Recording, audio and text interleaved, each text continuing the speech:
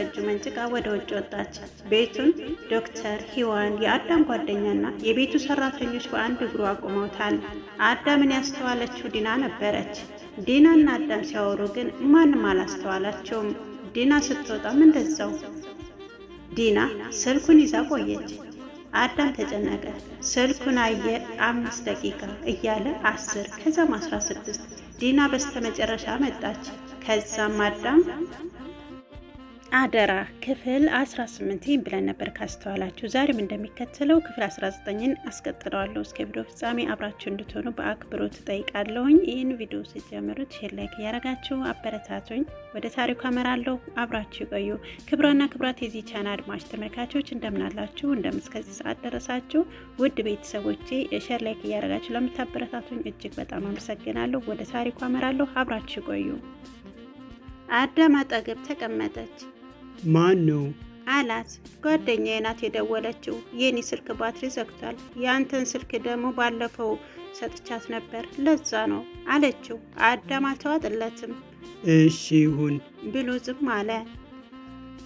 ዲና አዳምን በፈገግታ አይታው በልዘና በላንት በቋቃ ብላ ጀርባውን ደለቃ አረገችው እና ወደ ጨዋታው ተቀላቀለች። በጣም ፈታ ብላ ነበር ስትጫወት የነበረው። አዳም ዲናን አይቶ እሱም ዘና ብሎ መጫወት ጀመረ። ምግብና መጠጥ በየአይነት ቀረበ። ወደ መመገቢያ ቦታ ሰራተኛዋ አመራቻቸው። ሁሉም በጋራ ቁጭ ብለው በደስታ ተመገቡ፣ ሰራተኞችና ዘበኞች ጭምር። አንድ ጠረጴዛ ላይ ተቀምጠው በሉ ጠጡ። አዳም በጋራ እስከተኖረ ድረስ ሁሉም እኩል ነው ብሎ የሚያምን ሰው በመሆኑ ሰራተኞች፣ ዘበኞችና አዳምም ሔዋንም አልፎ አልፎ ለእረፍት ከዩኒቨርሲቲ ስትመጣ አብረው ነው የሚመገቡት። አዳም ለሰራተኞች የተለየ አክብሮትና ፍቅር አለው። ይወዱታል፣ እሱም ይወዳቸዋል። አፍቃሪ ልብ ነው ያለው። እራት ተበልቶ አለቀ። ዘፈን ተከፈተ። ሁሉም ጨፈሩ፣ ከአዳምና ከሔዋን ውጪ። ጭፈራው ደራ። ሁሉም በሚችለው ጭፈራ ቤቱን አደመቁት። አዳም ሔዋንን ይዞ ወደ መኝታ ክፍሏ ወሰዳት። ዲና ተከትላቸው መጣችና ቆይ ላግዛችሁ አለች። ሔዋን ዲናን ፈገግ ብላ እያየቻት ነይ እህቴ አለቻት። ዲና ተከትላቸው የሔዋን መኝታ ቤት ገባች። አዳም ዞር ብሎ ሲያያት በቃ ሄድን ያለው አለችው። አዳም እሺ ብሎ ወጣ። ዲና የሔዋንን አልጋ አስተካክላ ልብሷን እንድትቀይር ረዳቻት። ስትጨርስ በቃ ደህና ደሪ ብላ ልትወጣ ስትል ሔዋን እህቴ አለቻት። ዲና ውይ ማሬ ብላ ዞረች። ሔዋን ፈገግ ብላ አልጋው ላይ እንድትቀመጥ በአይኗ ጠቆመቻት። ዲና ቁጭ አለች። ምን ነው የምትፈልጊው ነገር አለ አለቻት። ሔዋንም አዎ እንደዛ ነገር ስትላት ዲና ምን አለ? አልጋው ላይ ይበልጥ ተመቻችታ እየተቀመጠች ሔዋንም ይህ አዳም ግን ምኔ ነው? እሱን ሳይወስ ውስጤ ስለምንድን ነው ሰላም የሚሰማት? እባክሽ ንገሪኝ። እሱስ ለምንድን ነው እንዲህ በስስት አይን የሚያኝ?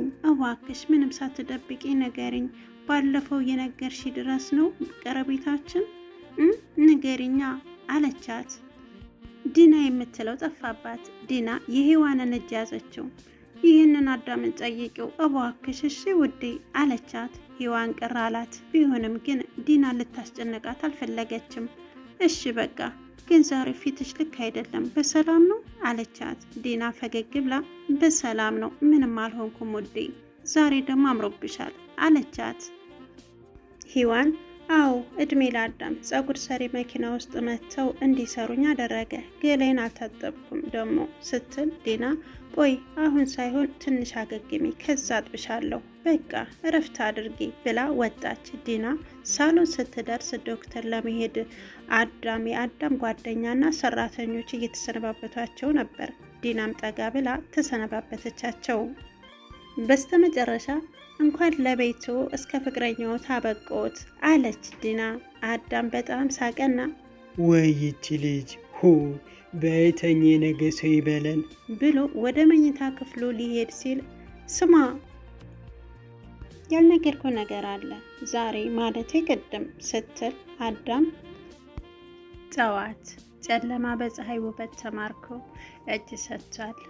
ፀሐይም በደመቀ ፍቅር ተቀብላ ለፍጥረታት ሁሉ የጠዋት ብርሃኗን በመስጠት ላይ ናት።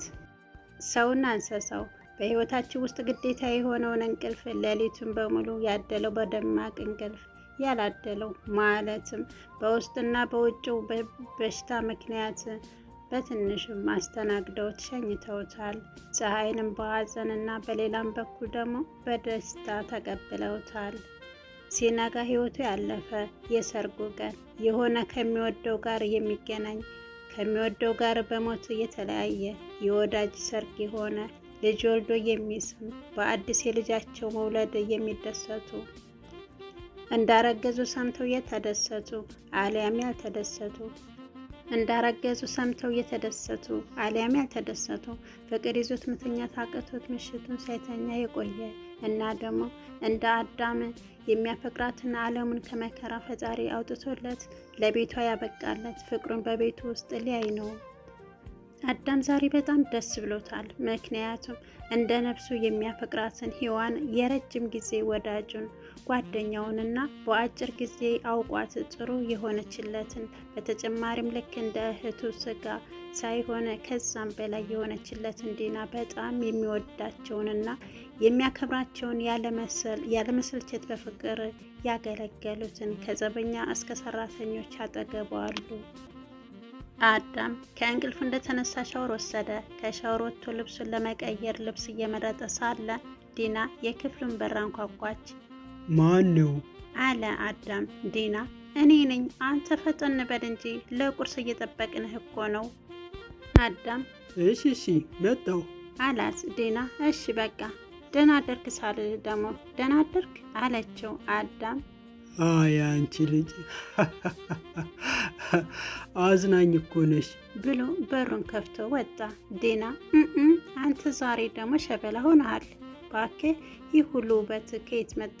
አሁንማ ሔዋን ራሱ ስታይክ ፍቅር ይይዛታል ስትለው አዳም ከት ብሎ ሳቀና ዛሬ ቁርስ ሳቅ ነው እንዴ አለና እጁን አየው ንቅሳቱን።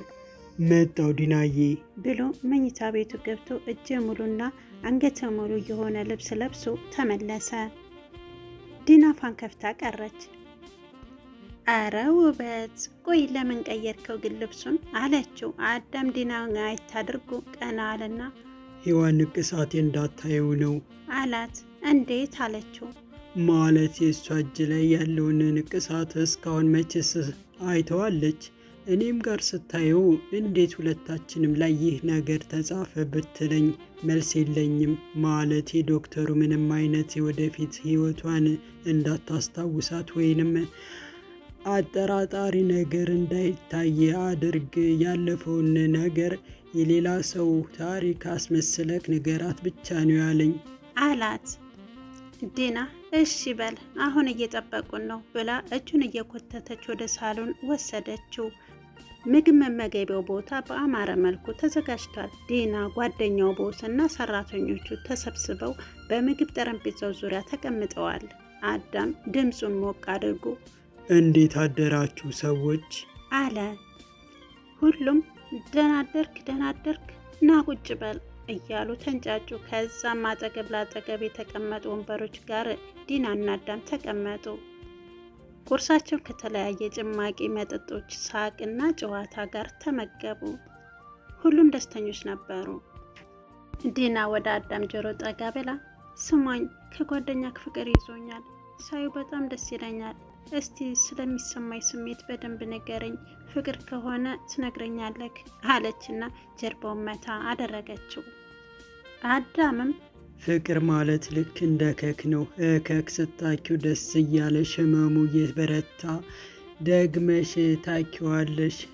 ያማል፣ ያቃጥላል፣ ግን ደስ ይላል ሲላት ዲና ሞቅ ያለ ሳቅ ሳቀች። ሁሉም ትኩረታቸው ወደ ዲና አድርገው ምን እንዳሳቃት ለማወቅ ጓጉና ጠየቋት።